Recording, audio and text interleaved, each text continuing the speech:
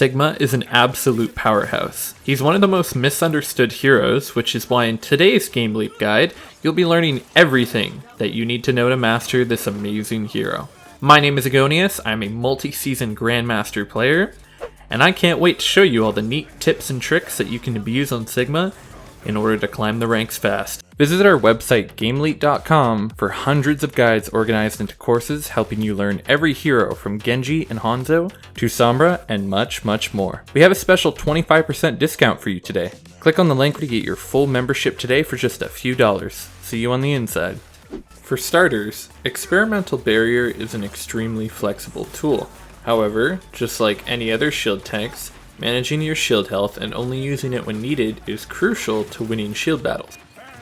Here you can see I only use my shield when I directly need it, and when it's low I recall it and use the natural cover to recharge it a bit. This way, you'll be able to hold points a lot longer and easier, making it extremely difficult for the enemy team to make any progress.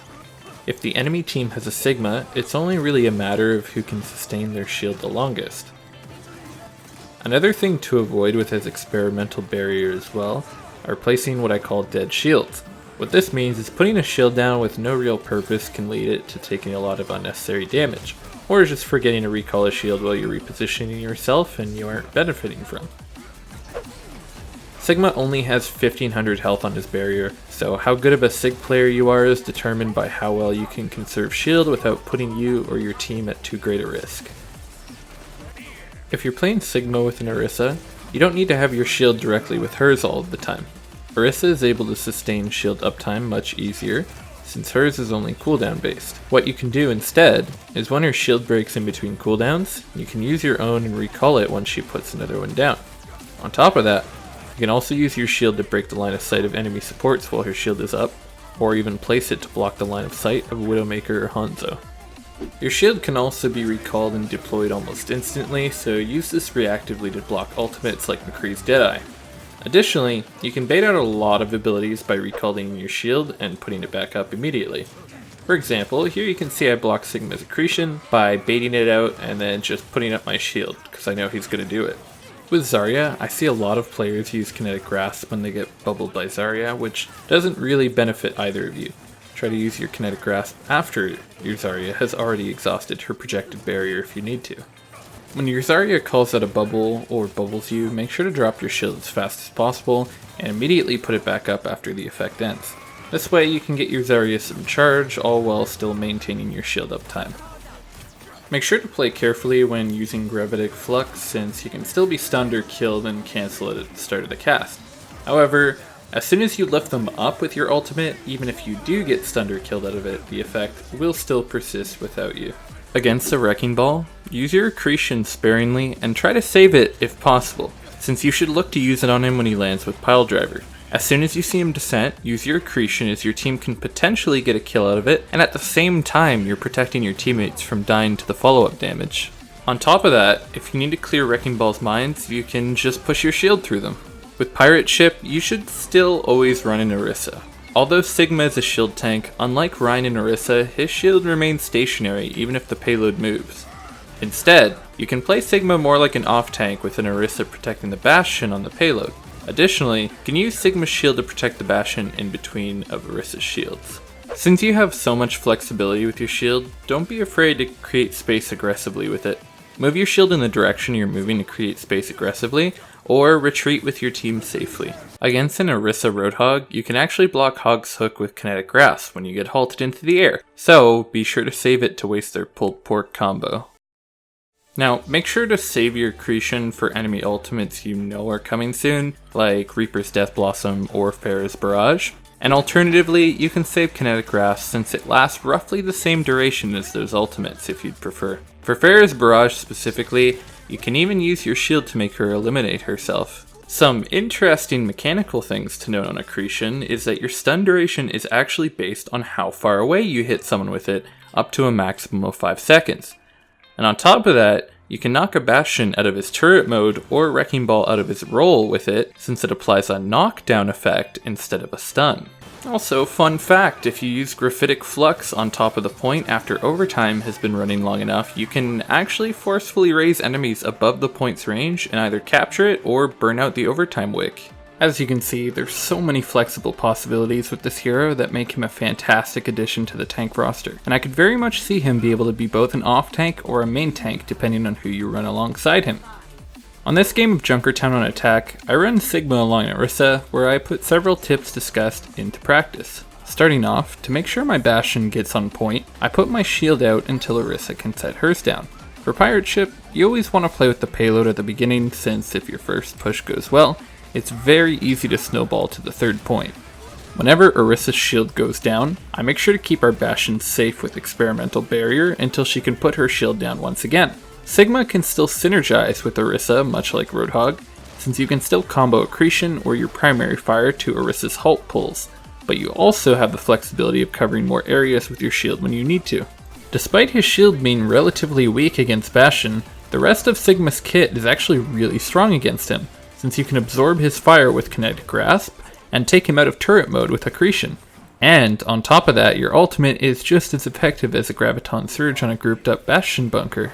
Since the payload is safe for now, I elect to push up a bit and hold the line aggressively to deny the enemy team space to position themselves to deal with our Bastion. Giving Bastion as much breathing room and damage assistance as possible will lead to our team taking an extremely easy point 2 with over 7 minutes remaining. For a section like these where there's a lot of distance out of the range of my primary fire, I push up using natural cover with my barrier. In this situation, I use my ultimate on top of that to create as much space as possible for my team. At this point in the VOD, I play extremely aggressively since I have Kinetic Grasp off cooldown and my shield is nearly full health, so if I needed to, I could escape safely. Sigma thrives in small corridors where it's easy to guarantee damage on your target. So since I still have Kinetic Grasp, I continue to play aggressively and make it as difficult as possible for the enemy team to exit the spawn room. Since I just use Accretion here, the Bastion goes into turret mode since I don't have the tool to knock him out of it off cooldown. I immediately deny him any kind of meaningful damage, and I already have my ultimate built again in just 30 seconds. As the payload is getting extremely close to the end, I commit my Grav Flux and finish off the fight to secure victory for our team.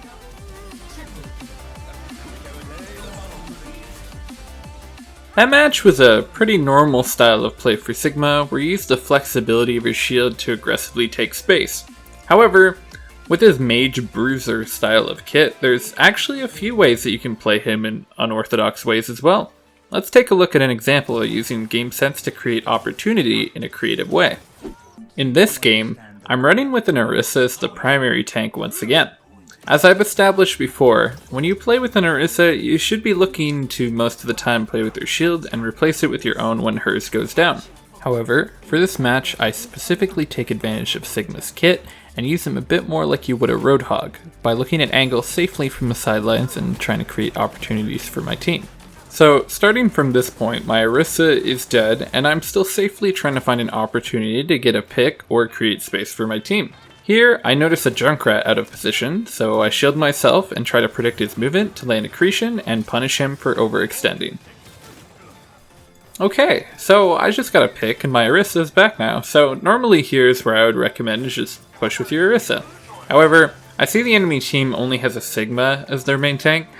This positioning lets me pretty much safely fire at their flank, and I can escape safely to the right hallway using my shield if I need to. At this point, our team gets a pick on the enemy Sigma. Orisa then comes toward me so we can start using our shields again together since their team won't have any. I notice my health is getting low since our healers died, so I elect to go to the nearest small room where the fight is still very much winnable.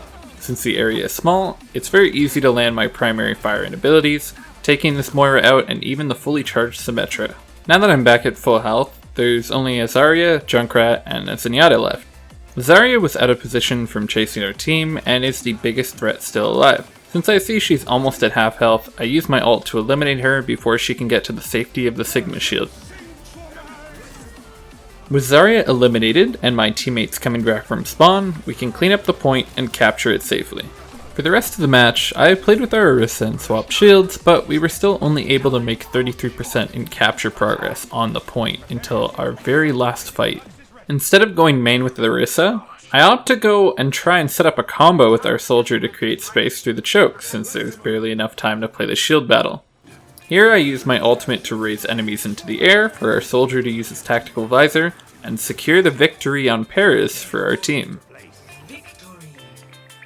In essence, Sigma is definitely a unique addition to the tank roster, and absolutely thrives on playing aggressive with your cooldowns available. Stick to creating space in any way possible, dishing out tons of AoE damage while keeping yourself safe. If your kinetic grasp is on cooldown or your shield health is low, look to play more conservatively until they're back up again. I really appreciate you guys checking out my first video, and I'm excited to make a lot more. Share your feedback in the comments below and we'll make sure to respond to all of you. Visit our website GameLeap.com for hundreds of guides organized into courses helping you learn every hero from Genji and Hanzo to Sombra and much, much more. We have a special 25% discount for you today. Click on the link right here to get your full membership today for just a few dollars. See you on the inside.